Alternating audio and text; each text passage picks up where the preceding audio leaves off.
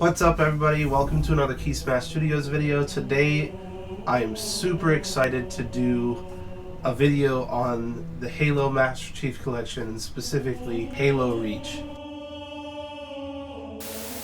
At KeySmash, we're really excited about this new Halo series. We'll probably be doing some streams and some gameplay content on our other channel. So I'll link both our Twitch and our gaming channel in the description below. I strongly suggest you go check them out. Now, I know we normally do some tutorials on this channel and not as much gameplay, but I think this game being released on PC presents a really interesting experience for us, and we can do a case study and take a look at some of the things on Halo specifically related to game design. With that in mind, we're going to play some Halo Master Chief Collection. We're going to look at elements of narrative design, and we're going to look at elements of level design as we play through some of the campaign.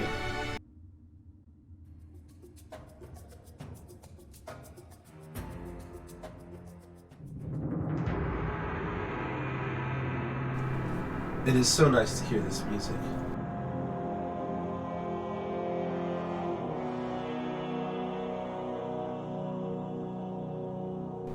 So while we're going through some of the story of Reach, I want to talk about what I'm planning on doing in relation to the story. So in our introductory level, there's a lot of story building that goes on, so I want to talk about why we're talking about the narrative design of this game in addition to the level design as we go through. And that's because the two are intrinsically tied together. In story progression games like this, the two are really closely tied. We open on the scene of Noble Six's helmet with a hole in it, so this tells us at the end of the game that he dies.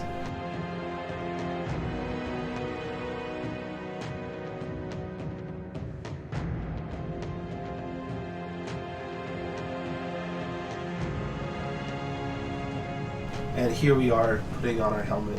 So we have a fairly standard level here, but I want to talk about story while we go through this level.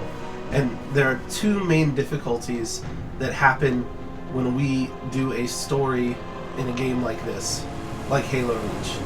And I shouldn't say difficulties, they're not really issues. They're sort of like a difficult thing that the designers had to deal with while creating the story of Reach.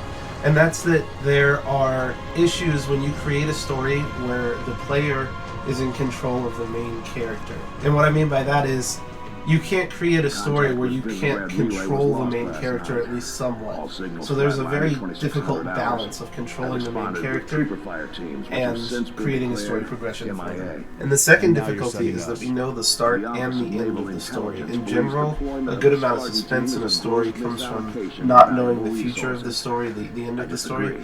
And it's not the end-all be-all of any of the stories, but it does add an element of complexity when it comes to narrative design.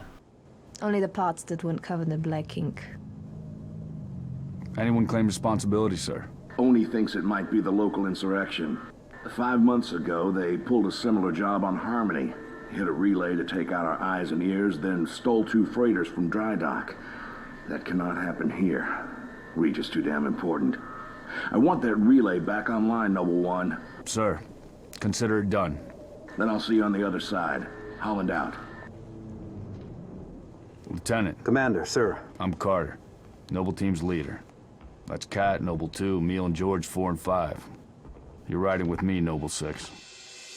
Not gonna lie to you, Lieutenant. You're stepping into some shoes the rest of the squad would rather leave unfilled. Me, I'm just happy to have Noble back up to full strength. Just one thing, I've seen your file, even the parts the Oni sensors didn't want me to. I'm glad to have your skill set. But we're a team. That lone wolf stuff stays behind. Clear? Got it, sir. Welcome to Reach.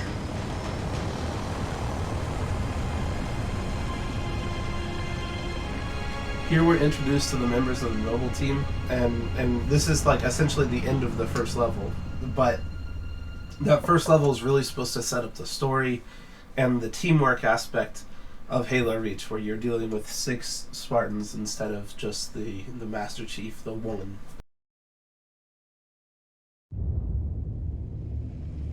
Listen up, Noble Team. We're looking at a down relay outpost 50 clicks from Visegrad. We're gonna introduce ourselves to whoever took it out, and then Kat's gonna get it back online. Get me under the hood, Commander. So why would rebels want to cut off reach from the rest of the colonies? You got a chance, maybe you can ask him, George. Commander, we just lost our signal with HQ. Backup channels. Searching. So here we're going into our first level, Can't say what's jamming and us. we have some You really heard great the dead level zone design confirmed. elements to talk Command about will here, not and be they're keeping sort of us mixed company in this with trip. the character design I'm here. rolling So we already. find out that Kat is the technology person, and as we're flying up, we can see the start of the level that we're about to play. So here we're introduced to the level in a cinematic form, and you'll see we'll go through a load screen here in a second, and we'll actually load into a separate level on the game file, which has a much lower computer pull. Rather than loading the entire thing at once, it just loads just the parts we need, and then it can do loads for the parts that you're moving into. There's the communications outpost. Reading a distress beacon. So here we get a very visible look at our objective, and we also get a very visible look at our first objective. And I want to talk about the start of games and what typically happens in the start of games and why that's important. And it's something that Halo as a franchise does really well, and in particular Reach is my favorite example of this. So Let's go, 6. Halo as a whole has a linear story path. That means there's only one story that you play through. How you do that story changes, but the story itself does not. And that has some inherent limitations and constraints with it, but it can also be really good. Structure point 3-4. So, Clear from this angle. with a linear story path, it's really important for the player to get to a position where they can start to look at where they are on the map. So having a space where you start high up and you're looking down at the objective, like is the start of Reach. You don't want to be running up a hill. You don't want to be on a flat ground. You want to have a level where you are looking down at the thing. This is something you see in Fallout, something you see in the Skyrim games. You almost always go down before you get out of the like tutorial-esque part of the game.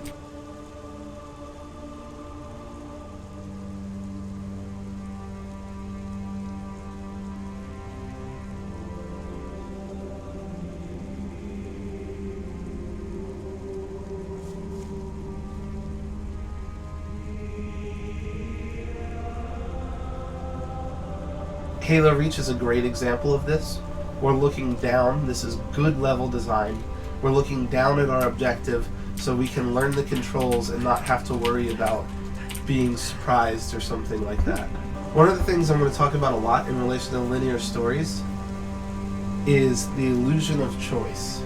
And this is both a good and a bad thing, but it is inherent in almost any progression-based story game like this. So there are multiple avenues for you to leave the starting area and come down to the first objective here, which is to look at the dead bodies here in a second.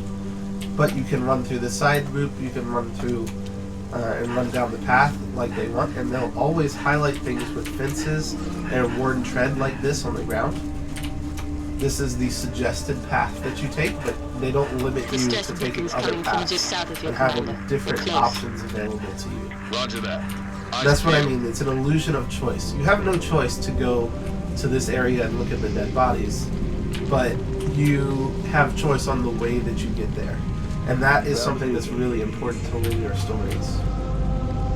Make out any ID? Negative, but it's military. So where are the troopers? Why are we not seeing explosives residue? Noble 3, can you confirm any EX residue in the area? So we start with some story building here, and this is pretty good story building for Halo There's a lot Reach. of blood on the ground. And it's something that I want to talk about potentially in another video where I dive further into the story. Smoke at the next structure, boss. We are introduced to the planet of You have Reach as a permission to whole. engage, but be selective. We don't need to telegraph or press. So, again, we have some linear choice here, but we're introduced to the planet of Reach as a whole. And I want to do a whole video of the story of Reach. But I feel like Reach itself is the main character of Halo Reach, not necessarily Noble 6, which is who you play. But I'll probably do a whole video on that. But I want to introduce that topic idea because we're learning a lot about Reach the planet here. And that's what a lot of the story building that goes into this first level is about. Noble 6, move into the house. Going quiet. I'm right behind you. So again, we have illusion of choice. We could go around, we could go through, Noble leader, but I'm we seeing only heat can sinks go in the to structure get to ahead. this objective. The story progresses no matter which way we do it. They're not rebels, they're farmers. Look at them. Ask them what they're doing here. Mitkä tekit? Magdamar kartuk min Holly. Hiding, sir. Take nap adje, as soms dot isha jodladjat. She called us as Neighbors were attacked last night. He heard screams, gunfire. Stopped around sunrise. Says something in the fields killed his son. Something. Commander, be advised, I'm reading heat signatures in that structure directly east of your position. Over. Copy that. Get them back inside. Alright, so that's a pretty interesting dynamic. We know that George speaks the language of the people on Reach. So it's a narrative design decision that ties George to the planet of Reach. And we also know that there are citizens on Reach, so it has another level of emotional connection to us as people. Noble team, double time it. So again, this is still a tutorial level, so we have some very basic elements. There's not much choice, there's just a straight path. And here, we're about to be introduced to another narrative design element, where we are going to see the Covenant as the bad guys, and we're going to see a very visceral part of negative things that they do. Fill me in, Commander. What are you seeing? Over. We've got military casualties. So the bodies that are on the ground, looks like they were interrogated. we see It's messy. bad things have happened to these bodies, and it's a way to control what we feel about the enemy, the Covenant, in the story. So introducing them doing a bad thing initially creates a first impression that is not good, and that helps our psychological evaluation of the Covenant. So we see lots of atrocities that have been committed by them, so our natural psychological instinct is to get even or to think that they are the bad guys. June, you see anything? Negative. Thermal's clean. Again, we have illusion of choice here, right? We can run up the stairs, we can run around, but we have to get to a checkpoint to progress the story. Boss, I see movement outside your structure. Noble 2, move up to the west. We're about to be flanked. Huh? Damn it! Covenant! Contact! Contact! Spartans, assist! Here we go. They're headed into the basement. We find Move down to the lower actual level. people that are in charge of the atrocities that have been committed, so...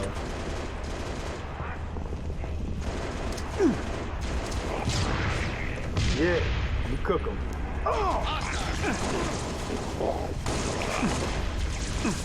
Banshees, heads up, Charlie 1. Banshee! So I'll probably be a little quiet when I'm exploring and fighting. I'm under fire! Here I come. Damn it! Attack! Noble leader, enemy dropships inbound. We're clear. Falcon, moving to assist. So, in terms of design for this level, we have some very obvious cover points. So in a typical first-person shooter, you want to have points of cover. You want to have directions of flanking. So we have lots of cover that you can stand behind, you can aim around. We even have partial cover. So, you know, stuff that you can see over, like a barrel, there's a forklift, things like that. And additionally, you have lots of areas for you to flank. That one's injured and is suffering. So, again, they're waiting on us to approach the checkpoint, but I just want to take a look at this level, and from a level design perspective, this is our first firefight. So, that clearly pits people against this building and then the building coming out. And again, notice we're looking down upon the enemies on our first level. When we're introduced to the concept of firefighting, we're looking down, there's nothing behind us, we know that.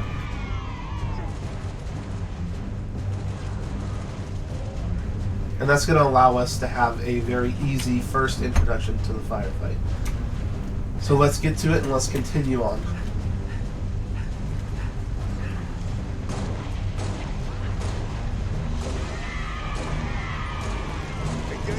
Direct hit. Don't leave a single one stand.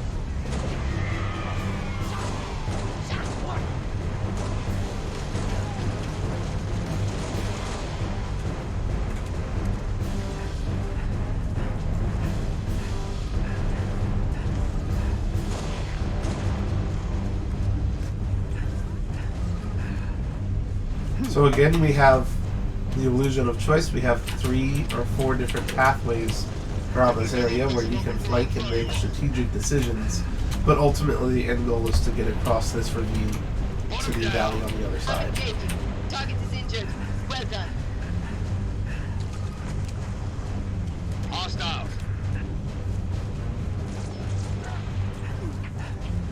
And notice how the land is really flat here. So this is we're being introduced to flat combat of stuff that we've already learned how to do. We've learned how to fight the grunts, and now that we're fighting against the elites,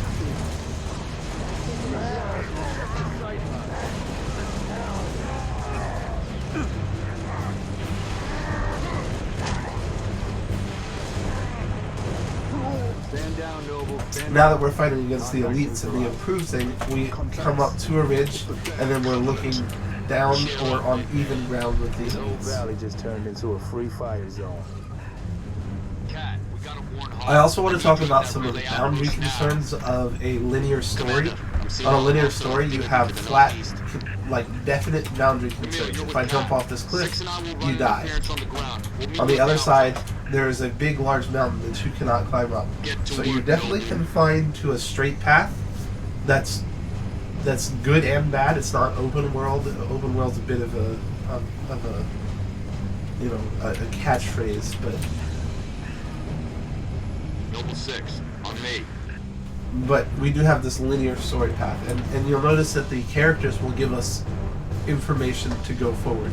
If it assumes that we are a slow player and need help knowing what to do, they'll give us hints. So like Noble 6 on me. That's saying, hey, come to the person who's in charge, Carter, we know this, it told us this. So we go to Carter, and then it progresses with the story.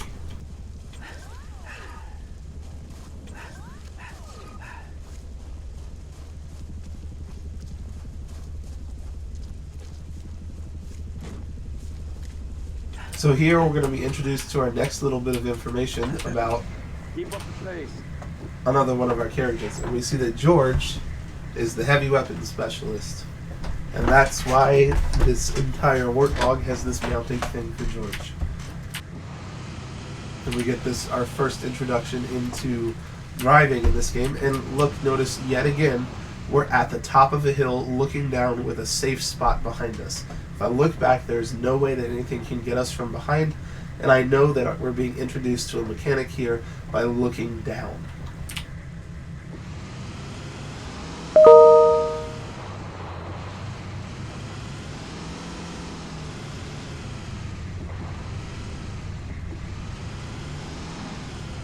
Targets in sight. Weapons free.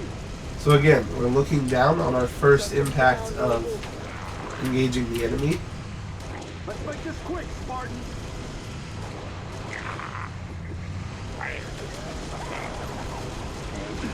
Under fire.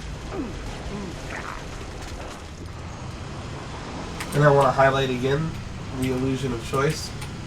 You can go across that bridge, or you can go across the river, but ultimately the checkpoint is the same thing.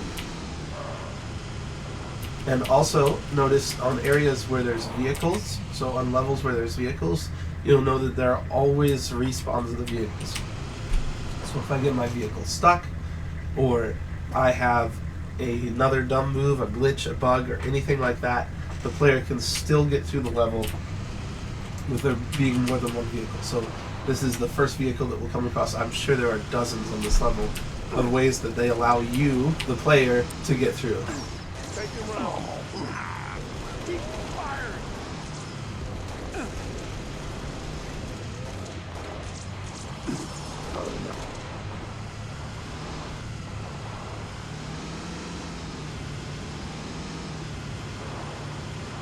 Oh, hang on. We gotta hit a jump.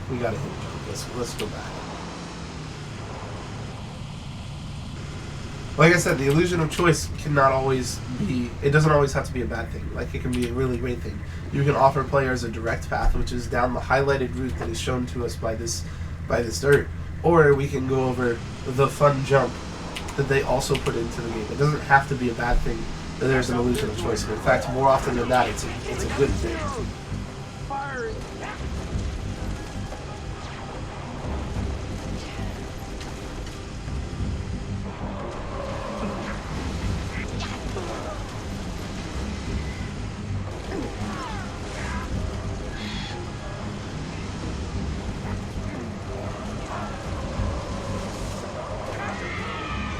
Hey, Carter got a headshot. Area secure, sir.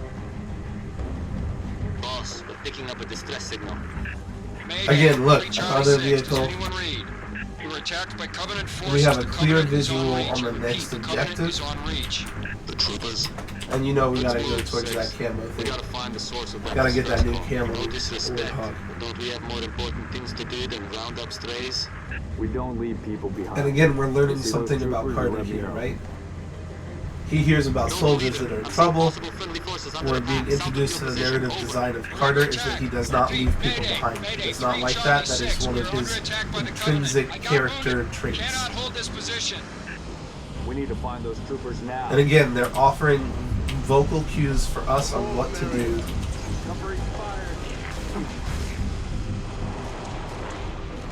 Good work. We're operational. Enemy reinforcements inbound. Get down!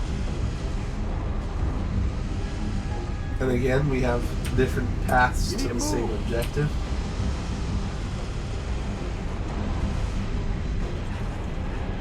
And we come up on our checkpoints. Request immediate evac. Mark coordinates. Solid copy, Commander. Recoded Falcon Charlie 2. Hold that evac position.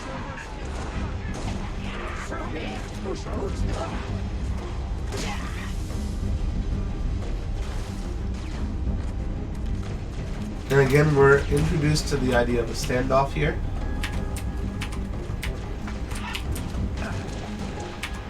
We get our long-range DMR, and we are given the high ground yet again while we're learning the mechanic. Noble leader, be advised. I have visual on inbound Covenant dropships. Evac transport, keep your distance. 6, hold position. Clear an LZ. So we're introduced to the idea of holding down and barricading, and once again we're looking down at our objective while we're doing that. So this is again no surprise on the AAA game, but a really great level design.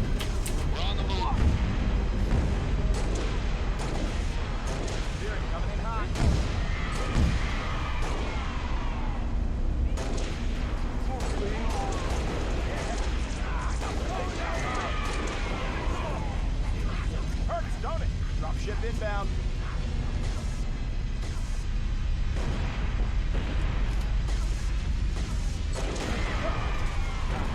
Get this heat moving.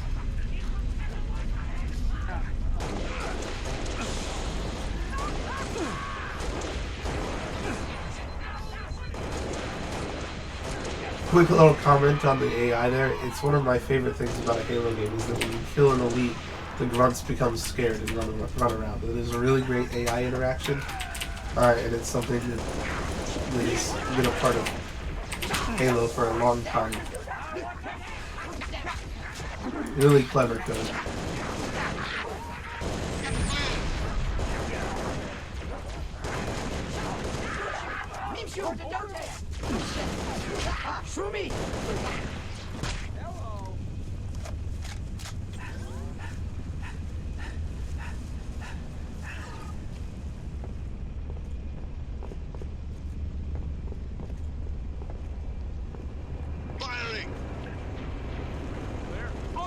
What's next?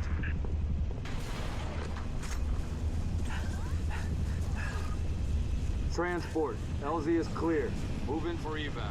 Affirmative. Transport inbound. Troopers. So really clever level design here. We're gonna be able to look around, and it's gonna load the next level while we're taking this helicopter flight. This is really more of an engine thing and not so much a level design thing. Notice how this side is very detailed, and this side is not very detailed. This is a really clever way to get us to focus on this side while they load the next bit of the mission without having to break our immersion into a load screen.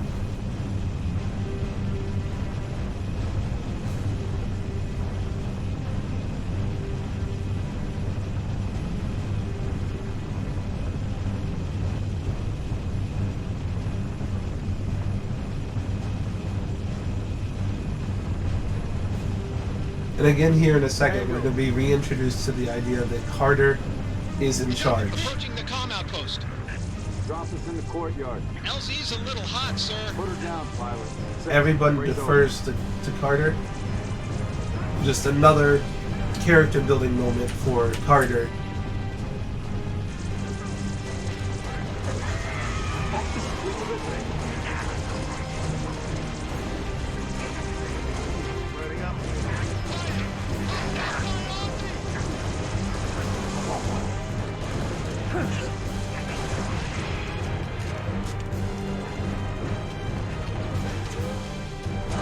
So again, we're about to be introduced to our second barricade, I think, and like I said before, our second one, they're much more likely to have a flat ground than a downhill or an uphill one.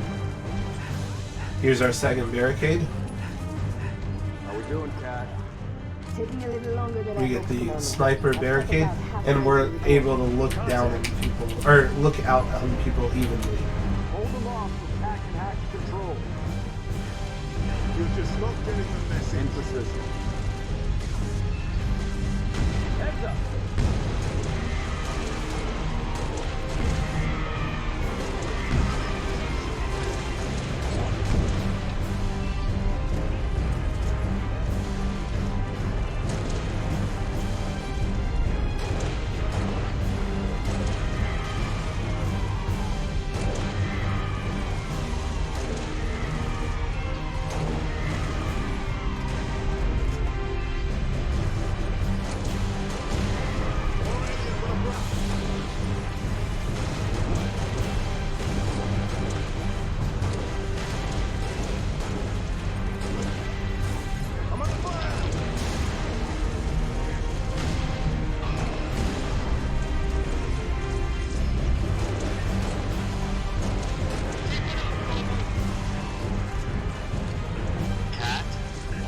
Just about there. We're in. Everybody inside. Go, go, go.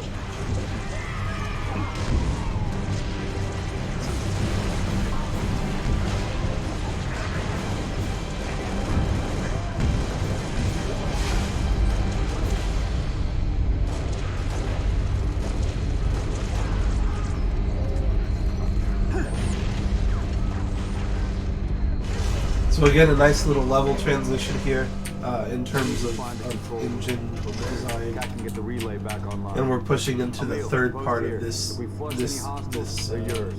mission. All right, let's do this. So it's unloading everything outside and loading everything inside during that transition. Control room. Go easy. Again, illusion of choice, and we find that there is a thing. We are learning about night vision. We can look around, but there's really only one place to go. And we have more character building with Where's this the rest of cutscene. your unit? We got split. I don't think they... It sounded bad on the comms. All right, Corporal. Stay put. We'll get you a combat surgeon. Damn. Plasma damage. Found something. I'll take that, 6. Not your So domain. we're introduced to the fact that Kat doesn't really like us, Come on. but she's a technology person. George is huge, as are most runners, but George especially is very large. George. I got her. Keep still, and I'll release you.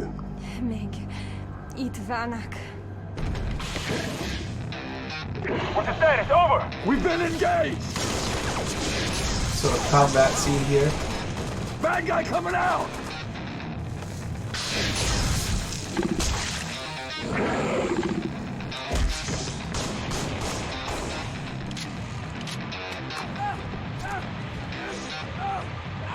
I remember Carter's going to give us all orders here. That Tango group has me. Permission to pursue. -4, stay on the entrance. 2, handle her. 5 and 6, clear the hole. Alright, so we get the idea that Emil is a bit of a renegade, but he listens to Carter. And again, it's a team. It's not a individual thing, another clever load, and we're into another level.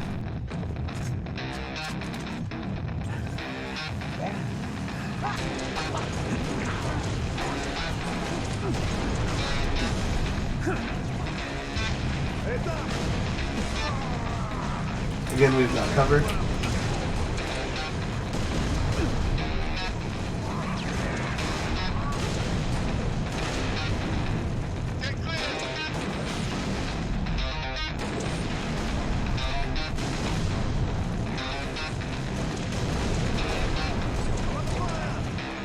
Trying to take this fight up close and personal.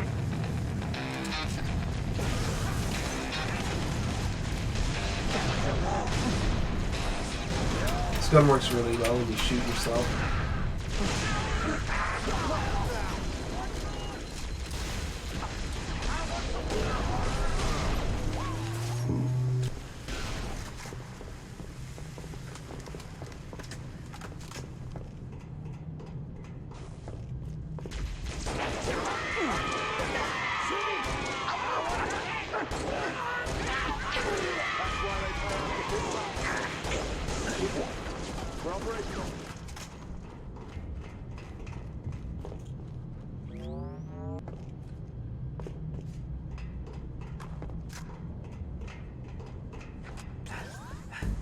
There's more.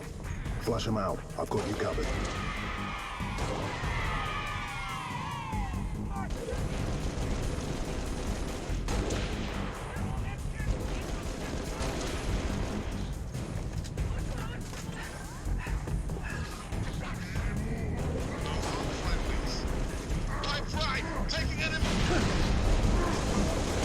And again, we're introduced to the energy shield here. I'm sorry, the energy sword here.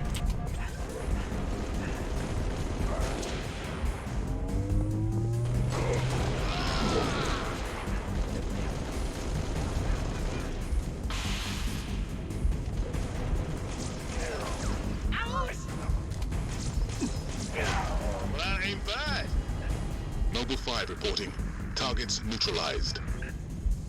Cat needs you to reset a junction. And we see yet again more of the atrocities committed by the Covenant, just reinforcing our idea of the Covenant being bad guys.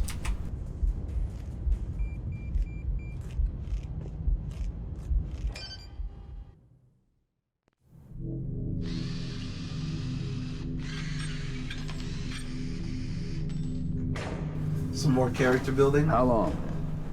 Question of my life. See that Cat is a bit sassy. If the question is, when will the station be back online? 2 weeks, earliest. This is plasma damage. All major uplink components are fried. 2 minutes is too long. Which is why I'm splicing into the main overland bundle to But get you she's direct good at her line to job. Colonel Holland. You're in my light, Commander. Find out what she knows. Once again, we come to the realization that George is part of Reach. What's your name? And Emil doesn't really like that. around Those are here? some of the character designs. See, we're seeing the human side of these Spartans. This is designed to get I us never closer knew to them, so that when they eventually die, spoiler alert, that we feel some type of emotion when they do die. Shapron? Tangari, Friend of yours? father. Sha'ainalom. I'm sorry. Why would you be? Big man forgets what he is sometimes. She just lost her father. She needs a full psychiatric workup. She's not the only one. Lock it down, both of you. Get her on her feet. The body stays here. Thank you, sir. Again, we see some tension between those two, but nothing too serious. They still work well as a team together. Signal. It's patchy, but it's there. I'll take it. Best not touch anything. You wouldn't want to ground this place.